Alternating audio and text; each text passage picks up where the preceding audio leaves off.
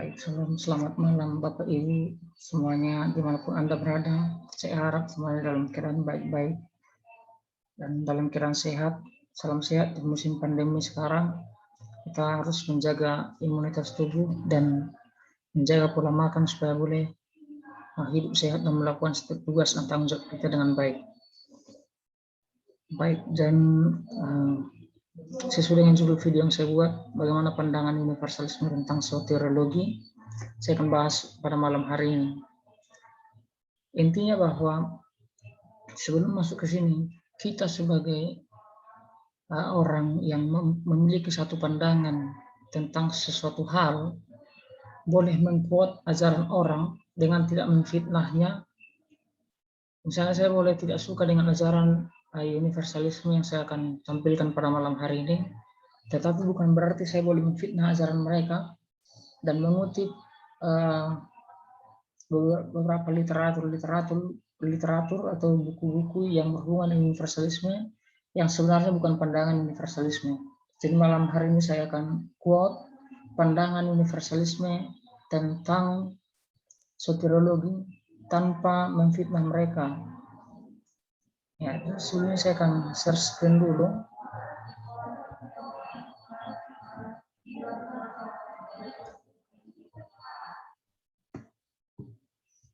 Ya, mudah-mudahan sudah terlihat jelas. Jadi sebelum bahas universalisme, kita akan melihat secara baik apa itu soteriologi.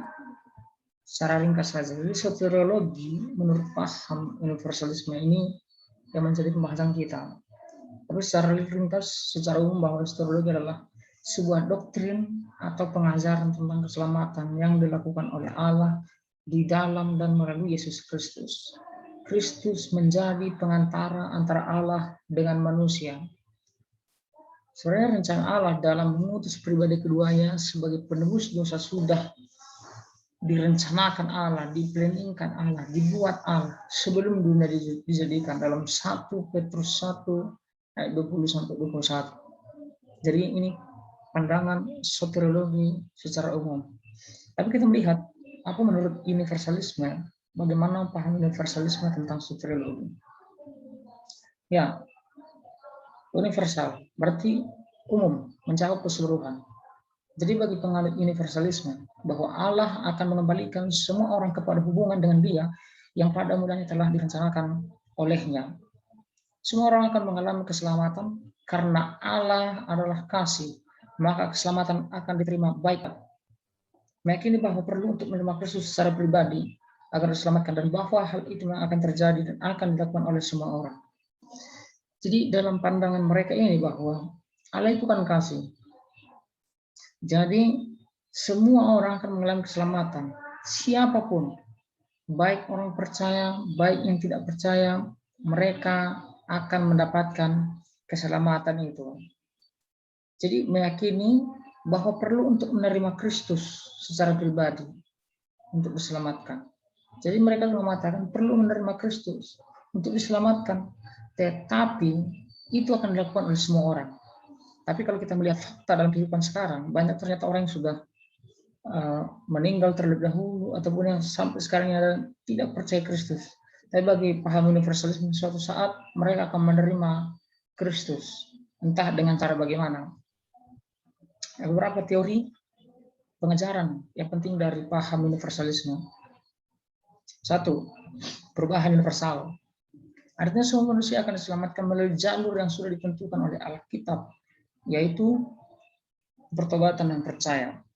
Pendukung pandangan ini berpendapat bahwa pada suatu hari dunia ini akan memberi respon terhadap Injil dan diselamatkan.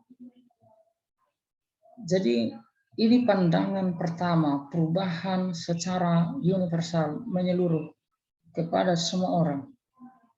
Suatu saat dunia ini akan memberi respon terhadap Injil. Meskipun seperti yang saya katakan tadi, ternyata dalam kenyataan kehidupan tidak demikian. Yang kedua, penebusan universal. Kematian Kristus di kayu salib telah menggenapi rencana keselamatan Allah bagi manusia. Bukan hanya diperuntukkan bagi sebagian bangsa, ras, golongan, atau orang tertentu saja, tetapi juga untuk seluruh orang yang ada di seluruh dunia. Artinya bahwa penebusan itu berlaku untuk semua orang. Jadi semua orang sudah ditebus secara total, secara mutlak melalui Kristus Yesus. Itu penebusan universal menurut paham universalisme. Yang ketiga adalah peluang eksplisit universal. Sudah jelas setiap orang akan mempunyai peluang untuk mendengar Injil. Jika ada orang yang tidak mendapat kesempatan untuk mendengar Injil di bumi ini, dia meninggal. Jadi ini universal ini. Karena kalau kita lihat di sini, katanya semua punya peluang untuk mendengar Injil. Tapi bagaimana yang tidak sempat mendengarkan Injil di bumi? Ya, tapi setelah meninggal dan mungkin akan bisa mendengar Injil. Kira-kira begitu. Selanjutnya, perdamaian universal berpendapat bahwa kematian Kristus telah menggenapi maksud perdamaian antara manusia dengan Allah. Dengan demikian, segala perasaan yang menghantui perpisahan antara manusia dengan Allah hanya berupa pemikiran yang ada dalam benak dirinya saja. Jadi kalau kita melihat bagaimana dosa menjadi gap antara Allah dengan manusia, tapi bagi orang yang berpendapat seperti perdamaian universal ini, sebenarnya gap itu sudah tidak ada lagi. Itu hanya pikiran yang ada di benak manusia saja. Sebenarnya gap itu sudah tidak ada lagi. Jadi baik orang berdosa tidak mempunyai gap lagi pemisah antara Allah dengan manusia. Karena kematian Kristus sudah memperdamaikan secara total manusia dengan Allah. Jadi tidak ada lagi gap. Yang kelima, pengampunan universal. Jadi mereka menganggap bahwa Allah itu kasih dan tidak akan meminta pertanggungjawaban terhadap kondisi yang sudah diaturnya. Dan pada akhirnya Allah akan mengampuni seluruh umat manusia. Allah akan memperlakukan semua orang sama dengan setiap orang percaya. Perumpamaan Yesus tentang orang upahan di kebun anggur. Jadi ayat ini yang mereka quote untuk mendukung pandangan mereka. Sebenarnya kalau ditafsir dengan baik tidak sesuai dengan kepala mereka. Bahwa Allah itu kasih, tidak akan meminta pertanggungjawaban terhadap kondisi yang sudah diaturnya, dan pada akhirnya Allah akan mengampuni seluruh umat manusia. Seluruh umat manusia, seluruh total manusia itu akan diampuni. Baik orang percaya, orang tidak percaya, semua akan mendapat pengampunan dan suatu saat akan masuk ke dalam kerajaan surga. Pemulihan universal. Berkeyakinan bahwa suatu saat Allah akan memulihkan secara universal kondisi manusia seperti keadaan semula, dan pada waktu itu akan terjadi keselamatan yang menyeluruh. Keselamatan yang menyeluruh. Kondisi manusia akan dipulihkan lagi, dikembalikan pada kondisi semula, tidak berdosa, tidak ada nafsu dosa, dan akan terjadi keselamatan bukan hanya bagi sebagian orang, bukan hanya bagi orang percaya, tetapi bagi semua orang. 7 pengharapan universal. Baik sekarang maupun akan datang, semua orang mempunyai pengharapan untuk diselamatkan. Dasar ayatnya 1 Petrus 3:18. Jadi semua orang mempunyai pengharapan untuk diselamatkan sekarang maupun yang akan datang, baik saat ini maupun nanti setelah mati masih mempunyai pengharapan untuk diselamatkan. Yang ke-8, jaminan universal. Teori menerima dengan yakin bahwa Yesus Kristus adalah satu-satunya juru selamat dunia yang sudah mati bagi seluruh umat manusia. Jika satu orang berdosa atau Adam menjadikan semua orang berdosa, maka demikian oleh ketaatan satu orang Kristus menjadikan semua orang menjadi benar dan diselamatkan. Jadi jaminan keselamatan itu berlaku untuk semua orang. Kenapa? Adam berdosa, semua jadi berdosa. Kristus taat melawan kebenaran, maka semua orang menjadi benar. Itu ayat yang mereka quote untuk membenarkan pandangan jaminan keselamatan secara universal menyeluruh. Yang ke-9, keselamatan universal. Teori ini berpendapat bahwa keselamatan bukan hanya terdapat dalam agama Kristen saja, tetapi juga terdapat dalam agama-agama lain.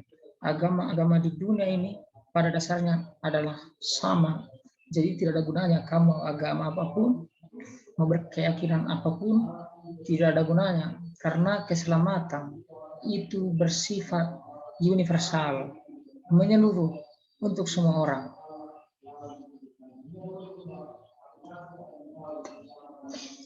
dasar teologis dari paham universalisme.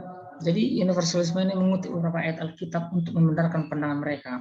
Misal 1 Yohanes 4 ayat 8. Barang siapa tidak mengasihi, ia tidak mengenal Allah, sebab Allah adalah kasih. Allah adalah kasih. Jadi karena Allah adalah kasih, maka tidak mungkin Allah menghukum umatnya. Yang kedua Roma 5 ayat 18. Sebab itu sama seperti oleh satu pelanggaran semua orang beroleh penghukuman, demikian pula oleh satu perbuatan kebenaran semua orang beroleh pembenaran untuk hidup. Jadi karena Kristus maka semua orang memperoleh kebenaran untuk hidup. Hidup di sini berbicara tentang kehidupan kekal. 2 Petrus 3 ayat 9. Tuhan tidak lalai menepati janjinya, sekalipun ada orang yang menganggapnya sebagai kelalaian, tetapi ia sabar terhadap kamu, karena yang menghendaki supaya jangan ada yang binasa, melainkan supaya semua orang berbalik dan bertobat. Jadi Allah tidak menghendaki ada yang binasa, tetapi yang menghendaki supaya semua orang berbalik dan bertobat. Jadi Paulus Daun menambahkan dasar doktrinal dari paham universalisme, yakni yang pertama, ditinjau dari segi rencana Allah.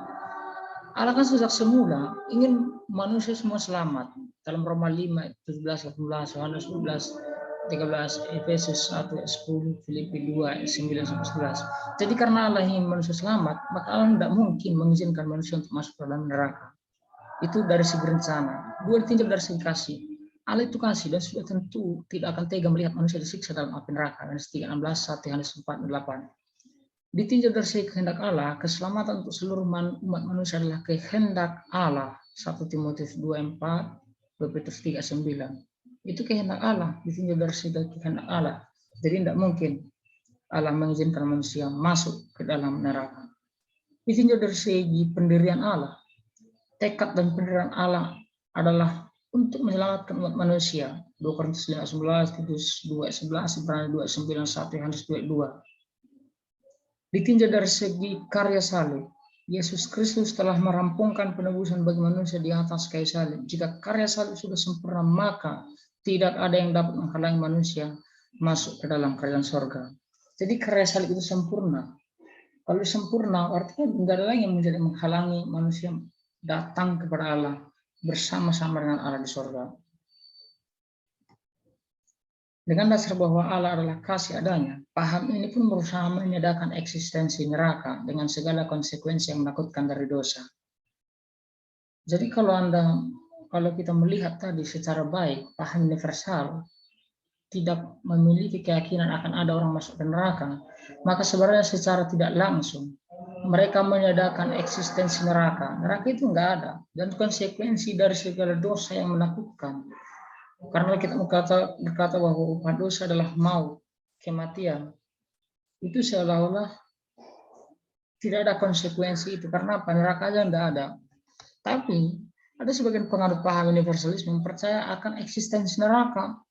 Namun bagi mereka, orang yang masuk neraka masih memiliki kesempatan untuk bertobat dan pada akhirnya akan masuk ke dalam kerajaan surga. Ini pengajaran yang lebih aneh lagi, tapi hampir mirip dengan api penyucian dari Katolik Roma.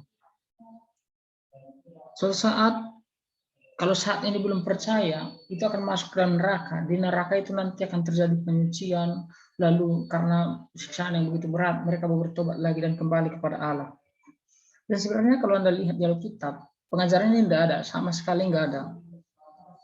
Artinya, paham universalisme tentang tidak adanya eksistensi neraka adalah salah.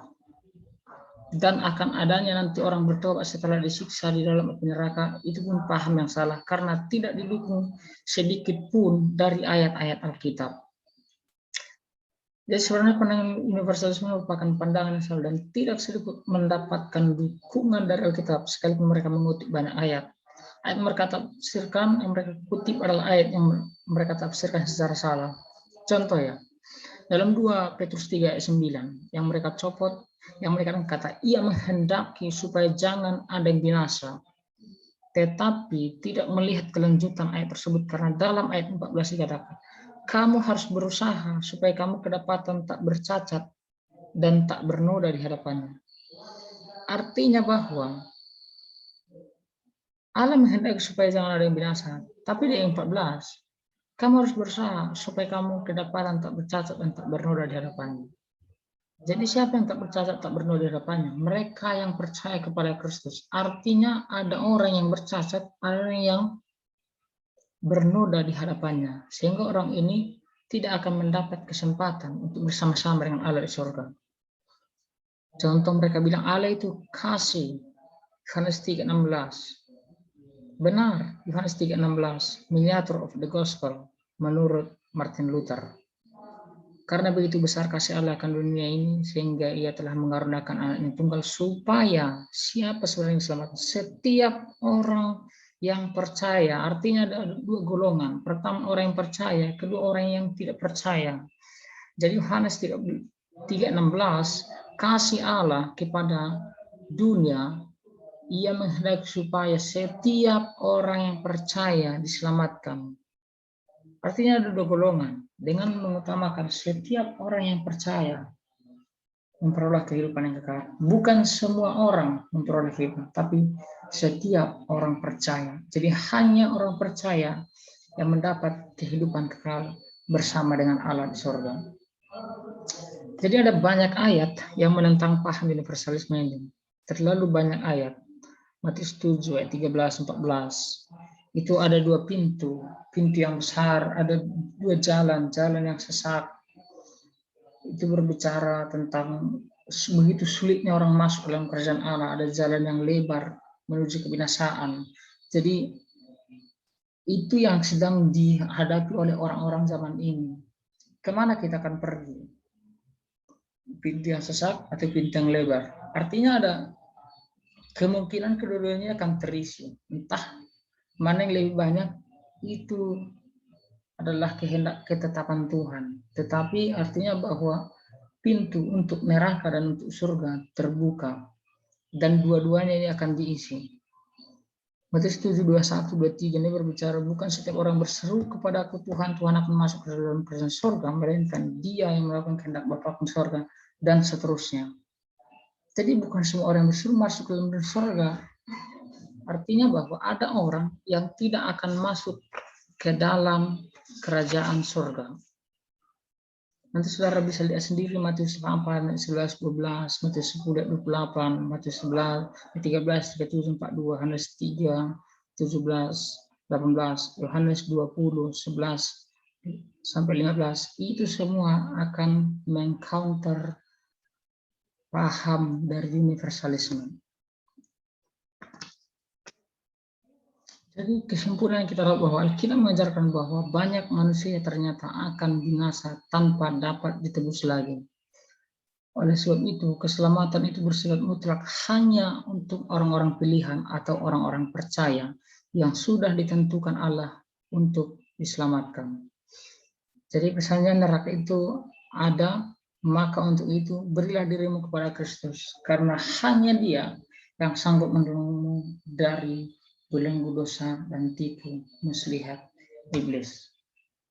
Jadi kalau kita berbicara demikian, kita mengajarkan bahwa akan banyak orang masuk ke dalam neraka dan mereka tidak akan dapat ditebus lagi. Jadi paham universalisme ini paham yang menjadi parasit di dalam dunia kekristenan, merusak banyak paham orang-orang Kristen. Dan sebenarnya paham ini tidak didukung oleh Alkitab. Jadi Alkitab mengatakan bahwa ada orang tidak akan diselamatkan. Orang yang diselamatkan adalah orang-orang pilihan yang ditentukan oleh Allah sebelum dunia dijadikan.